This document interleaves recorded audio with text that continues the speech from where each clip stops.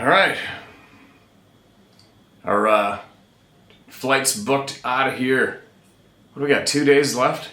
2 days, and then we start our long journey home. And apparently, there is around a couple of feet of snow waiting for me in the driveway. Woohoo! That'll make for some interesting hikes in the timber. Steelhead fishing at home, though, right? See some tracks. Now, what's going on? I'm going to get right into it, actually. I was just down sitting outside, going over my emails, and I caught one, and the title was right from, actually a town I used to live in when I was like 19 or 18. I lived in Souk. That's where my mother lived with the steppe monster. That's also where I got my first buck ever, all by myself with that bow and arrow. Very familiar with Souk. Now listen, I might have some little rants later on, I might not, we'll see at the end. But I'm going to start off with hearing the people right now, right? And anyways, what I'm saying is I started to read this email, which I normally don't. And I read it. And it's like, oh my God, you gotta be kidding me. Now listen to this. This, if I read correctly, I just read it once real quick, but listen to this. Mike from Souk is recent too. Hello Steve, my name is Mike. I currently live in Souk, and I have been a subscriber for about 5 years. I'm 43 years old, and home for me wasn't always Souk. I grew up in Rivers Inlet, BC, specifically a little place called Fishhook Bay, near a popular fishing lodge called Duncanby. The salmon here return to spawn here every 7 years instead of every 4 years like they normally do, so the salmon here are abnormally huge. The biggest spring I personally ever caught was 88 pounds. Holy shit.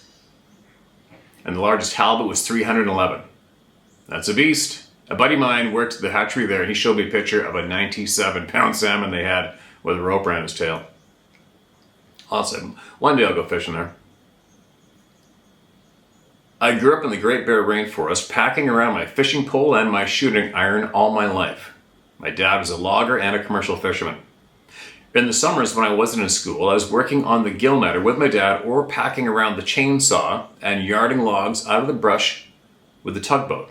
So I'm no stranger to the outdoors. No doubt, you've probably seen tons of crazy ass shit.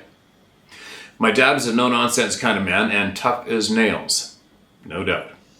He's the only one I've ever seen that could fold a toonie in half with his bare hands. No shit. He's made of iron. I remember one summer day, we jumped in the Lifetimer aluminum skiff and headed across the bay to scope out a windfall that we wanted to yard out of the bush with the tugboat.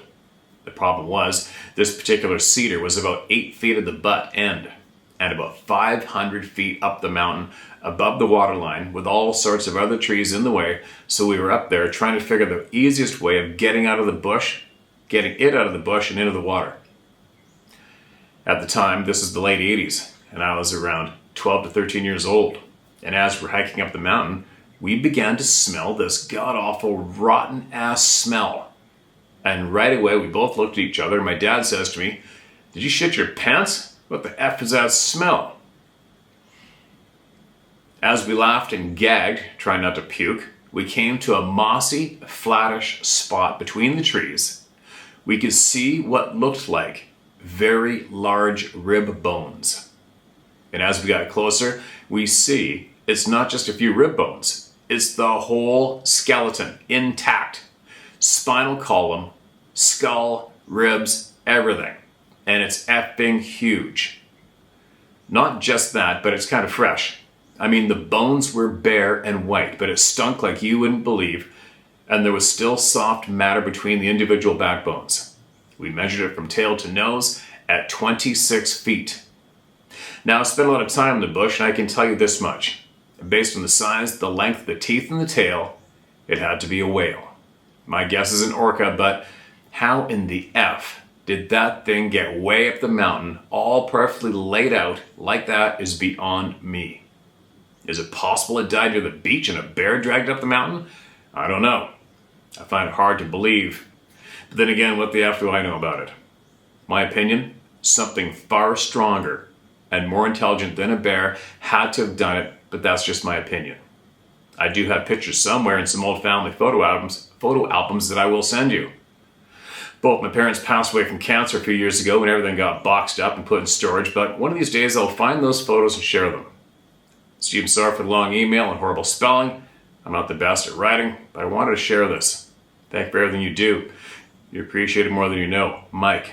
And oh, by the way, YouTube Joseph Spencer, CIA whistleblower. His 15-minute interview on YouTube rattled me to my core. More people need to know the truth about what those sick government bastards have been doing with all those poor missing children. We need more good men to stand up and fight to protect our children. This is not okay and something needs to be done. Agreed, Mike. Big time. Agreed.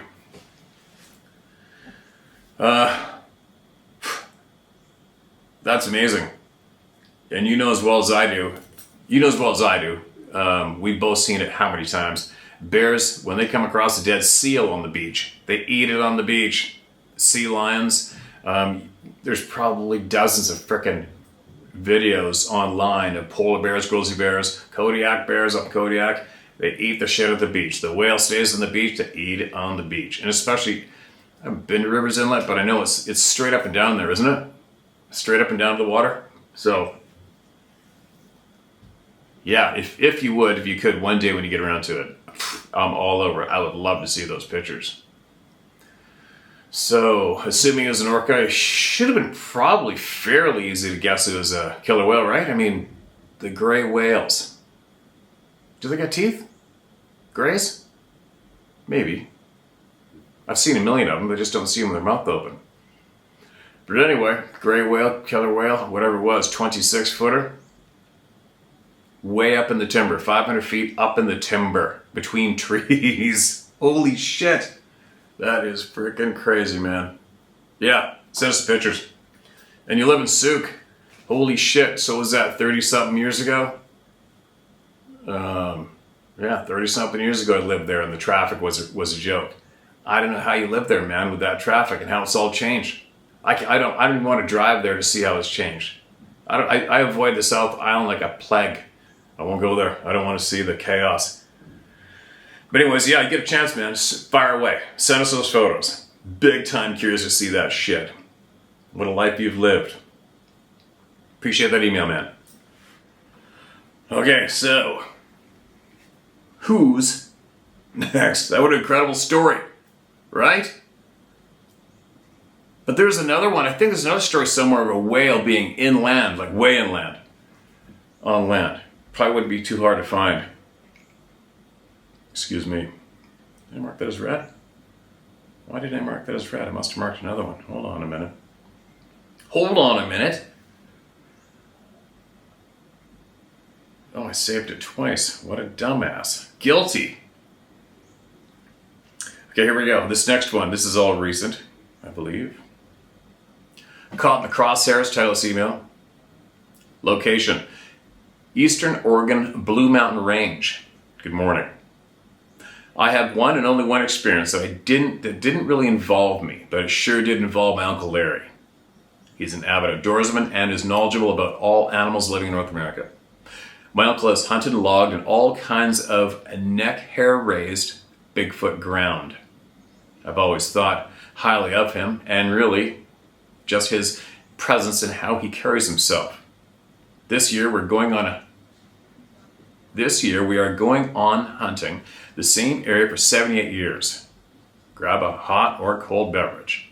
All right, let's go. One early afternoon during second season bull elk, mid-November, me, my buddy, two of my aunts, my pops, and my Uncle Larry made a hunt we call bootleg. On a map, the location looks like a perfect boot and leg. It starts up on open scab flats with islands of mahogany, pine, and juniper. It becomes several deep draws that run down into a large canyon with a river that runs all year round. You can hear the rapids echo in the distance with an occasional gust of swirling wind. And that day it was a little below freezing with snow cover on most of the northern slopes and almost bare on the south faces as expected. We always try to make a plan the night before around the fire because we always try to hunt a specific area a tad different than the year prior. It's about 1 o'clock. Me and my buddy are the youngest, so we are known as the dogs of the hunt. We drop down into the canyon, and my pop stays a little ways behind and walk the top rim down towards my Uncle Larry and my 2 aunts. They were all set up in different crossings / escape routes that bachelors of bulls like to use when sneaking out of the canyon. About 1 hour into the hunt, my buddy and I heard a shot. It sounded like my pop's right above us. He took a nice 5-point, dropped it right in its tracks. His rifle is named Thumper, and for a good reason. A .358 Norma with 250 grain dual bonded jacket. After getting the bull quartered out, we made 2 trips packing out to the Scab Flats.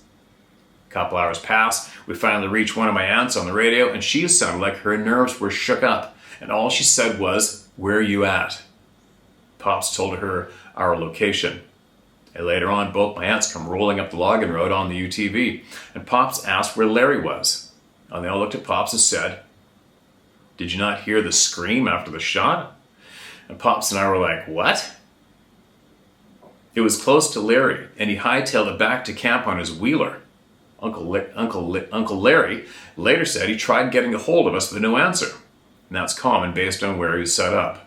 So, he figured he went back to camp because he noticed the side-by-side was gone on top of the rim. He wanted the hell out of there anyways. Meanwhile, we all piled in the UTV with the bull and went back to camp. And when we got back, Uncle Larry was up by the fire with his rifle leaned on a tree and heating up a pot of stew from the night before while drinking a beer. Pops pulls up to the fire, shuts the UTV off, and says, "Well, he's not a monster, but he'll be damn tasty." And Uncle Larry then said, "Damn, I heard that shot, but I sure as hell can tell you I saw and heard something I can't explain. And I'm going to tell you right now, I'm done hunting here." And that was 12 years ago. And my aunts and uncle haven't been out to camp since. No way, shit. I've been all over on that area and have over a dozen trail camps set up in every remote thick timber, steep rock faces with benches that I would call Sasquatch country. I've had bear, cougar, bobcat, wolves, coyote, badger, deer, elk, pine squirrel, chipmunk, woodpecker, hawk, magpie. Lots of blank shots, at times day and night, and nothing yet that confirms Bigfoot-like characteristics. I could tell by the look on Uncle Larry's face that whatever he saw, it wanted to be noticed, and is indeed very smart. And that's my only story on the big legend. My Uncle Larry is a badass, to say the least, and for him to not ever come back to an area he's hunted all his life was startling. Uncle Larry later told me at Christmas dinner, his words, quote, "After your dad shot was when the deep scream shot right through my body, and I looked right in the direction of the scream through my scope, and I saw something very large crouched, 2 massive legs, large eyes locked on mine, looking right at me, while under a fir tree about 400 yards or so across the steep canyon for just a couple seconds. It then took one leap down and broke a boulder loose that crashed down the canyon and went out of sight. I had no effing idea what I was looking at," end quote. Ooh. And Larry became a member of the club right there. Uncle Larry said it was unsettling not knowing where it was headed, and based on the leap it took. Uncle Larry noted that he for sure as hell was not on top of the food chain, and he didn't feel safe even with his rifle, a .338 Win Mag. For that to come out of his mouth, a true legit outdoorsman in his late 70s, and still in better shape than me, someone that I can honestly say has been there and done that, speaks volumes. Even to this day, I still get a hair or two that rise when I hunt through a bootleg. I will never forget that memory, and I will always be on high alert. I know there are many people in this world that don't believe, and I believe there is something. One thing I know is certain, I will always have the utmost respect for the mountains and few people like my Uncle Larry who truly had something shake his soul that ultimately changed his view on life through the crosshairs. Thank you for all the work you put into your channel. I'm glad I'm not alone with this experience. It feels good getting this out to the world. Cheers. Holy shit. And there you go. I appreciate that email, man. And your uncle, especially. And I'm super stoked that he told you the truth. How many of those guys just keep their mouth shut? And they don't even explain why they're not going anymore, right? Excuse me. There you go. Who's going to tell Uncle Larry he's a liar? Possible puzzle piece. Title of this email. G'day Steve, Phil here from Australia. Australia! Mate. You can use my name, I don't care. My daughter shared a podcast on Spotify with me called The Telepathy Tapes. Highly recommend listening. It's an insight into severely autistic children who are nonverbal and very basic communication. They do communicate through computers, speech machines, or iPads, etc. The podcast narrator interviews families with these autistic children, and they realize that children can read their parents, or in some cases their friends as well, minds. But really got my interest is they can talk to each other in different parts of the world in their minds. No way. They meet at a place they call the Talking Hill, or something like that, and just chat amongst themselves. I was a little dubious, let's say, when this first got mentioned, but as the episodes continued, I was more and more convinced. And now this brings me on to the Sabe people. A lot of people have mentioned they act like an autistic child. If they are wired the same or similar to autistic children, then this would explain the mind speak, how they communicate, etc. I wonder if autistic children and the Sabe are able to communicate with each other. Now that would be something. That's my 2 cents. Like you say, take from what you want, but I think this is fascinating. Kind regards, Phil Smith. That does sound frickin' fascinating to me as well. And I wonder how many of these kids are being spoken to on a regular basis. Right? And shrug it off like this normal. You never know. Hit it, sleuths. Hit that shit. Crazy. Very interesting. I'll look into that. Next, railroad sighting. One morning, while my coworker and I were going to inspect a short piece of track in northeast Pennsylvania, we came across footprints in light snow. We followed them to a hill that led down into a ravine. The problem was, the prints stopped at the top of the hill. I looked in the trees, but could not find where this bear went. We have black bears, but they shouldn't be out in the snow. They should be hibernating. Really odd if they just stopped. We were very confused. The tracks were fresh, and for them to just disappear on the edge of that hill was odd in the least. Thanks, Steve. God bless and be safe. Dennis J. McGowan. Dennis, appreciate the email, man, and you are one of many who have first-hand witnessed the footprints just stopping and disappearing in the middle of nowhere. That's all she wrote. Right? A detail that a lot of people previous to today didn't want you to hear about. Right? Oops, nope, we can't share that detail. Chop them off, block them, get rid of them, shut them up, quick. Quick before the people find out. Appreciate that email, man. Big time. I love hearing from the railroad people. Actually, I love hearing from everybody, but the railway, the tracks, they've always got my curiosity because I've been on a lot of them in the woods. And I realize where they go, and I realize our railroad employees see a lot of shit. What's this about? Another one from the backyard. Vancouver Island, my hunting story. Oh, it's an older one. All right, it's an older one. Hi, Steve. Thanks for all the valuable guidance and for being a voice for so many. Plain.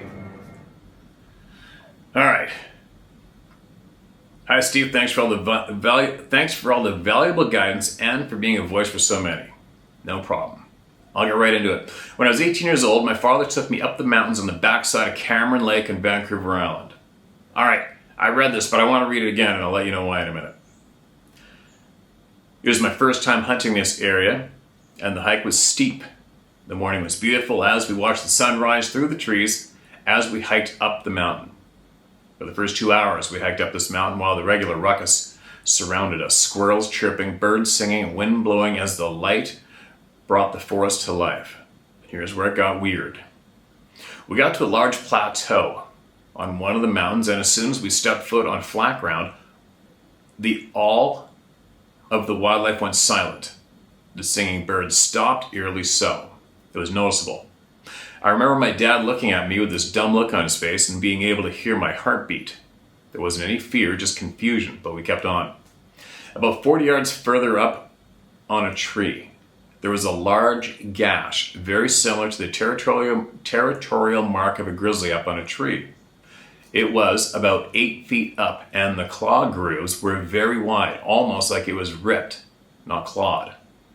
We stopped and stared because, as far as we were aware, there are no grizzly bears on the island that far south. I'd only heard of a few on the north end of the island, and this concerned us a bit.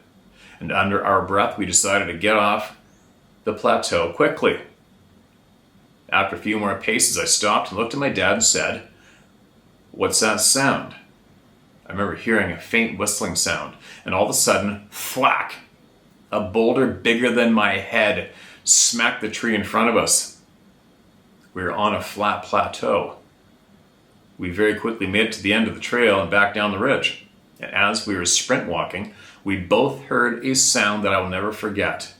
A gut-wrenching scream that sounded like a man yelling at the top of his lungs and a lion roaring at the same time. As soon as we got back down the ridge, the forest came alive again. My dad and I were floored. I didn't see anything, and we have spoken about it many times, trying to wrap our heads around it. I'm still baffled and take much comfort in hearing the similar experiences you share. Thanks again.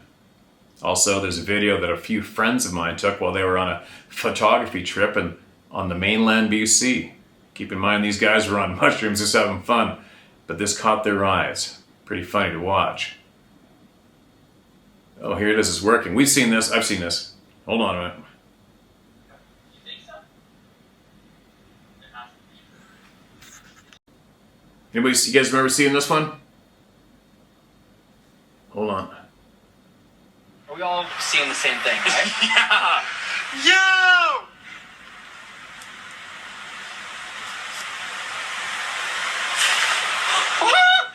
It stopped.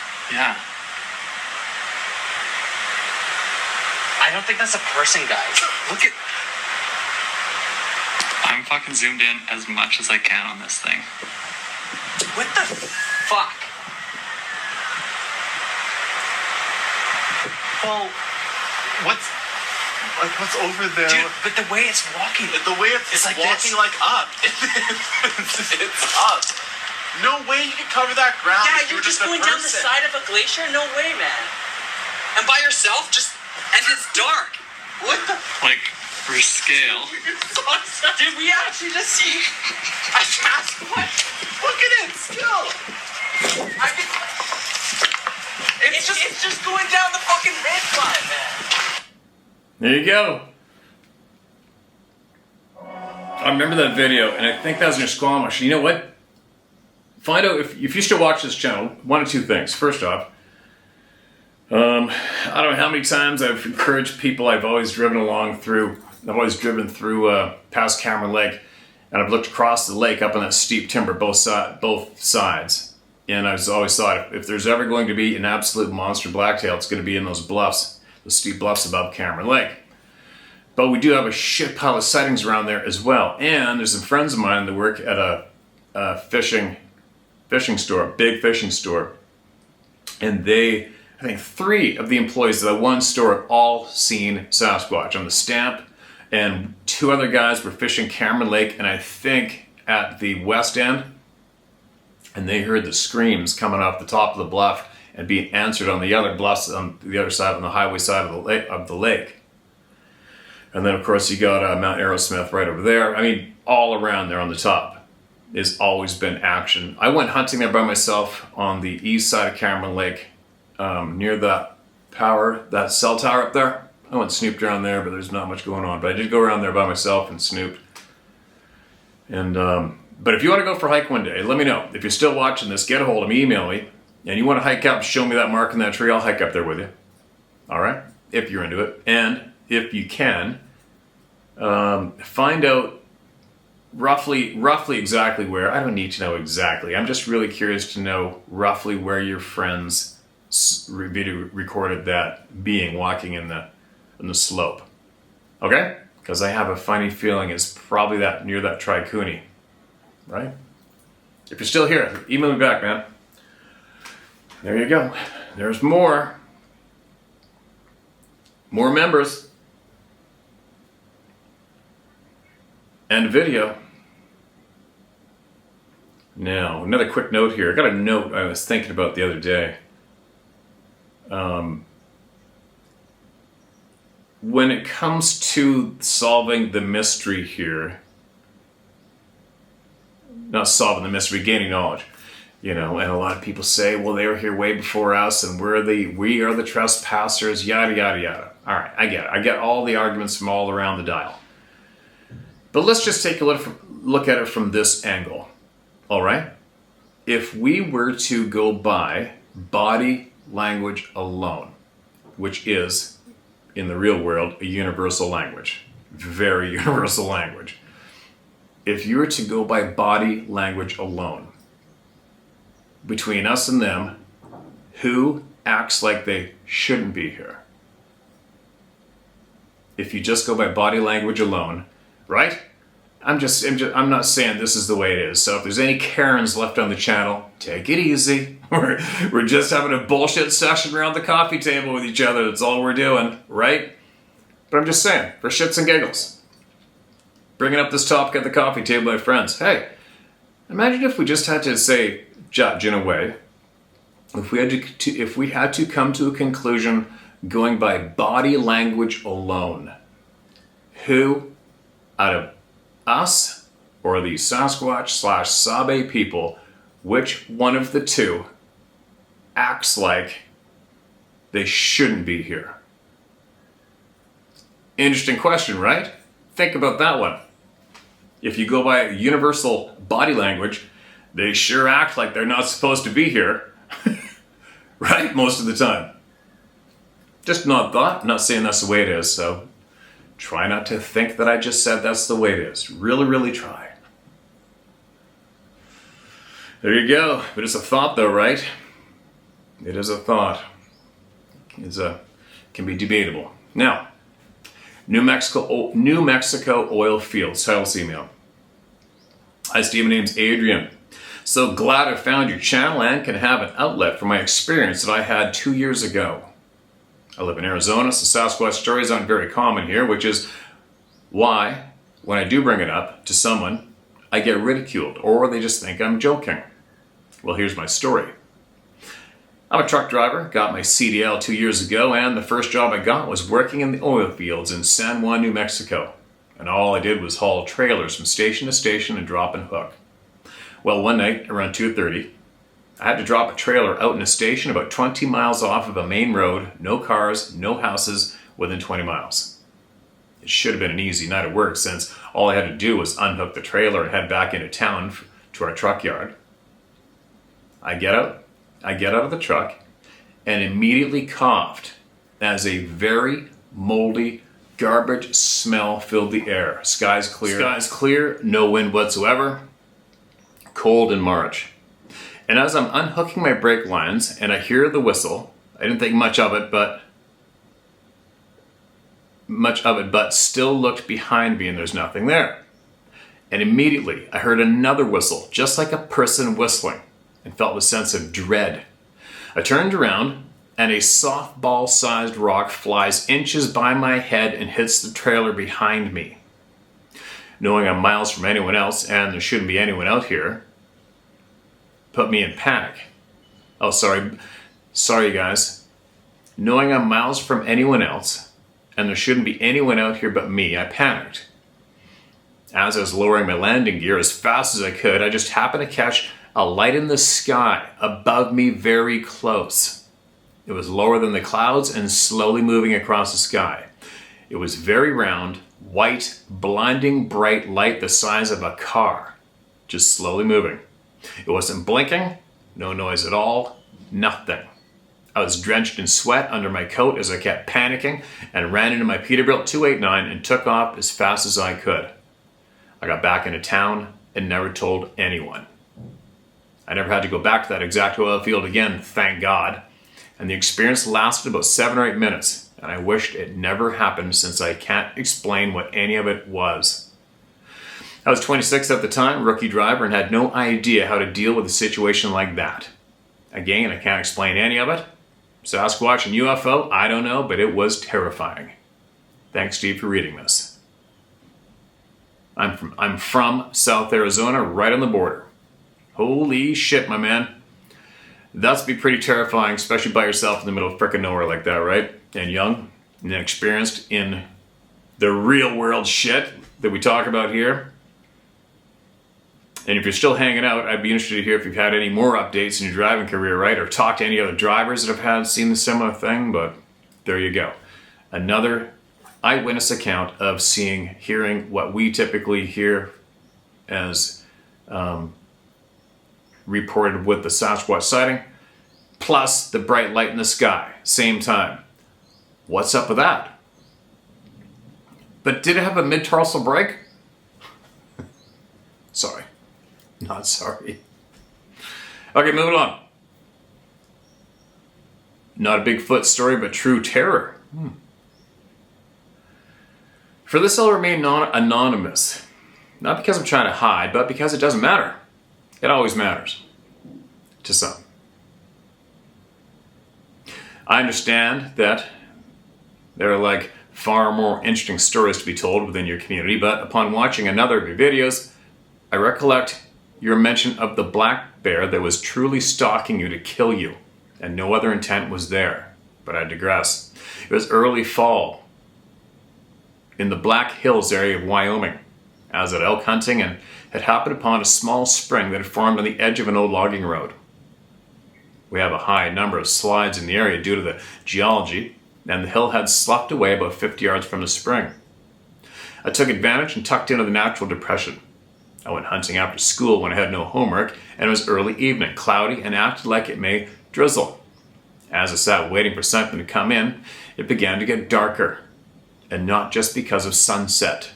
The clouds were rapidly blackening, and I decided I should leave before it became too mighty to get out of the canyon, since I had driven partway into the spot to save time. And as I stood to leave, my hair stood on end, and my whole body was filled with a cold sense of dread. Everything had gone dead silent. No birds, squirrels, nothing. I should allow that we have mountain lions and some black bear and even a stray wolf or two. I've grown up in the country and I've never had an encounter, but I've always been well schooled in what to do with each species. Anyway, I stayed right where I had stood and began a slow survey of my surroundings. Nothing, which almost bothered me worse than actually seeing something because you can at least identify the threat. I won't bury you with specifics, but I pack an absolute cannon for elk hunting simply because it's a family heirloom and I love it. For whatever reason, even that rig felt inadequate for the sense of dread that was still filling my body. And for some odd reason, I was suddenly doubting that even it could not stop whatever was coming for me.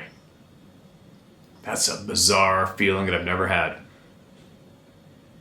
And I lost my spot. I made a slow trek out for the pickup, moving slowly and pivoting in methodical circles or half circles to survey all around. The brush and timber are both thick here and offer an incredible range of hiding places. It was only when I had reached the pickup that the sense left me. And to this day, I still am unsure what it was that had its eye on me, but I know that reservation. The intent was to kill. Frankly, it still creeps me out to talk about it. My hair is actually up even writing this email. I've been back to the spot with other people, and it did not bother me at all. However, I have no desire or intent to return alone. Thank you for your time and appreciate what you do and discuss. Best wishes in finding your buck this hunting season. There you go. Isn't that crazy? He's got a cannon. Who knows what it was? But if you hunt in the West and you say you got a cannon, it's a Magnum of some sort, right? Didn't see anything, wasn't chased, wasn't harmed, and won't go back there again. Isn't that an intense feeling? And feeling that it was definitely had the intent to kill. But there's a confusing part for me, being a professional killer in a way. People Predators don't warn. You don't warn your prey. You don't warn somebody with ample warning that you're going to kill them and don't act on it. It doesn't make sense, right? I mean, there's a lot of bluffing, bully humans out there who try to be imposing and try to intimidate people only because they're scared deep down. But in the real world, there's no bluffing out there. Unless you run into something and you scare it and then it kind of, snarls at you like bluff charges you like a grizzly bear, or a neighborhood dog. But in the real world, there's no messing around. You see something, you want to kill it, you go kill it. You know what I mean? So when people say, he definitely was going to kill me, I don't think so. You'd be dead. You'd be dead before you got the feeling. I'm quite certain of it. It's either somebody has a very sick sense of humor and they find it amusing as all get out. They find it so amusing they probably laugh their frickin' faces off, maybe at the sight of a human shitting their pants at their will without doing anything. That would be kind of entertaining. But I mean, God, just get by that stage of your lifetime and what you do daily, what you can do, and what you know, what you see, what you experience. Why even bother messing with a simple human? That part doesn't make sense to me either. You know what I mean? Why even bother with us? They can avoid us so easily, like nothing. Obviously, why even bother? I don't get it. Oh, well, they're trying to protect their family, the female and the young, from humans. No, they're not. No frickin' way. All the female and the babies and the young ones they got to do is go distance between the human and them, way before the humans are aware of them. It's too easy to avoid us. They don't need to be protected from a human walking through the forest. You know what I mean? Well, not the humans that we're familiar with anyway. And I'm sure they know the difference. If there is some qualified dark sons of bitches out there that are eliminating these people, I get it. But from what we are learning, they know the difference, right? Especially between a hiker, you know what I mean? A kid, a teenager by itself fishing in a creek, a kid on a bike, guys on a dirt bike, people on a quad, people having a picnic, right? They're not dressed in tactical gear with whatever weapons they got. Anyways, I'm babbling. Sorry, babbling. Another mystery for me. Why bother with us? That's a mystery for me. Why bother with us? And my other mystery for me. Are you here full time? Somehow I don't think so. Now, and if you are, you're here somewhere that we just cannot be. Maybe. All right, I'll shut up because I'm getting a little confusing. Nisga'a Nation / Sasquatch Nests, BC. Hey Steve, love your channel, man. It's so funny and powerful. I love your transparency. I love the impact you're having on people sharing their experiences. I think it's really something good and sincere. I enjoy listening to you and seeing your journey out in that great outdoors. All right, I appreciate your kind words. I carry a Glock 17 in the woods now, and I look out around me with the knowledge that I am not the most alpha thing in the woods, aside from big cats and bears, etc. I appreciate your educational outlook. It has helped me keep my rose-colored glasses off. My story. I was visiting a yoga training center north of Nelson, next to the Nisga'a Nation in northern BC, rugged country. Northern BC, north of Nelson. I think you meant it, well, if it's northern BC, then you're talking north of Fort Nelson, because Nelson's in the south, Fort Nelson's in the north. Taking a country walk around the place, I didn't feel very safe. With trees about 10 times my height and the sounds of wolf packs roaming around. Intensely wild up there, as you well know. So I had a chance to visit with a local resident and friend of the head instructor, a local school teacher who had a sweet little spread and cabin who had raised a family there. He offered us coffee and it seemed like he was excited for company. He had the wild adventurer spirit, I think. Fun guy. Anyway, he told me of a story he had with his girls walking in the forest nearby.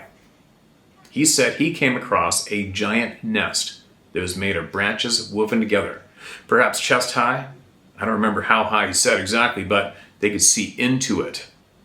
They came across this thing and were able to look inside and see moss laid out through the nest as to provide comfort. And he said that when he looked up and around from the nest, there was moss taken high up on the trees. The other amazing thing was that only half of the tree's moss was taken, meaning the moss was left in the trees as one was coming towards the nest.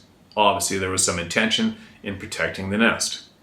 The man believed his behavior of the local Sasquatch and was significant enough to tell him to tell it to me. I'd never heard of a Sasquatch nest. I also thought they're more cavernous. Perhaps you have heard similar stories. My name is Christopher. Take care, Steve. Keep kicking ass and taking care. You can use my name if you use this for your channel. Big love, C. Christopher. Yeah, well, we've heard of shelters being built. People calling them nests. I don't know why people called them a nest. Whatever. Maybe they are, maybe they aren't. Do I believe they're nests? Nope. No, I don't think they nest. Do I think it's a temporary shelter? Yeah, 100%. Not shelter.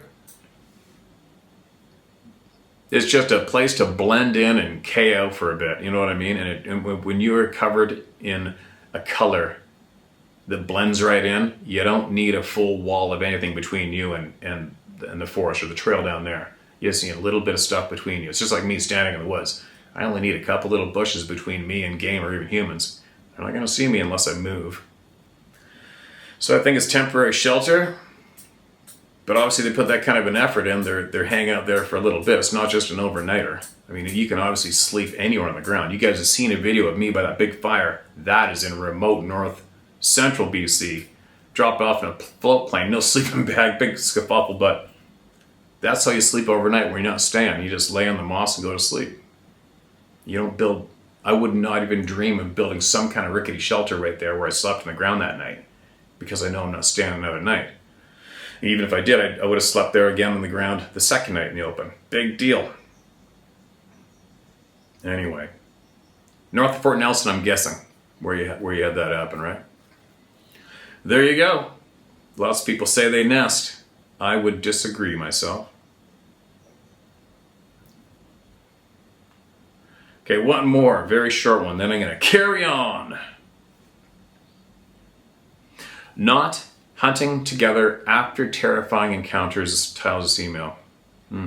Steve, R.E., people not hunting together after a terrifying experience. Neuro-linguistic programming calls it an anchor. It can be good or bad. The other person is an anchor to the terrifying encounter, or more simply, a reminder. Don't want to be reminded of that encounter, so stay away from the partner who was present and sharing it. A place can be an anchor. Terrified at a certain place, going back is a strong reminder or an anchor. I hope this helps. Steve Phillips, P.S. Can show you how to lessen the... Okay, got you, man. I'm good. Appreciate that note at the end.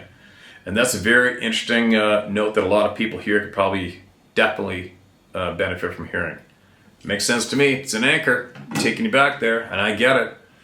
I can relate. I can relate to that big time with a few different categories in life, just for myself, for sure. Anyway, there you go. End of emails. Time to go and carry on. Holy shit, trying to keep track of what's going on daily in North America today and around the globe is absolutely off the frickin' chart, is it not? For all of you that are following what's going on in the world, those big surprises, right? But to see it being exposed is the biggest surprise for me, seeing so much exposed. But what's really frustrating here in Canada is knowing absolutely 100% that the people here in Canada were in bed with the bad people who were taking all that American money and spreading it around the world, allegedly. The people in control here are still those same people. Very frustrating being Canadian right now and watching what's going down in America with the revealing just the money and knowing that the same people are still in the position of not having an answer here in Canada. It's very, very frustrating for, if you have a personality like me, it's very, very, very frustrating to know. God, it's so hard. I mean, just one simple little teeny example. We had during the COVID shakeup, our Canadian government dropped $50 million to build this app. Allegedly gave it to 3 guys in a basement suite of a condo. Right? And then the Canadian law was investigating our government for doing that, and our government stopped the police from investigating them. Just in that one little item. So there you go. That's what's going on up here, and still is going on up here. It's very, very, very, very hard to accept that fact that that is still going on here, and I'm not sure if there's a bright light in the future for us or not, unless, of course, as the just the financial trail unravels in the U.S., hopefully it blatantly unravels over here, which I'd imagine should, and then maybe us Canadians will get a bit of a bright light at the same time. You know what I mean? Hopefully. Why did I even babble about that? I don't know. It felt like it. So there you go, you guys. I think you got maybe 2 more days of me being here in front of this damn camera, and then we're going to be back at home, and I'm going to take you into the mountains in the snow. I'll be back tomorrow. Share my story, howtohunt.com. Get it shared, all right? Get the truth shared. And ABCs, always be calm. Keep your shit together, all right? No matter where you are, no matter what's going down, keep your shit together, all right? ABCs, always be calm. The dust is either about to get stirred up even more, or it's going to settle, or whatever. But either way, just stay calm. Take it all in. Do the right thing, all right? Think. Think. Take it all in. Think, think, think. Think and don't react, all right? There's 2 groups of people, 2 groups of minds. Some people think, and some people react. Which are you? ABCs. Later.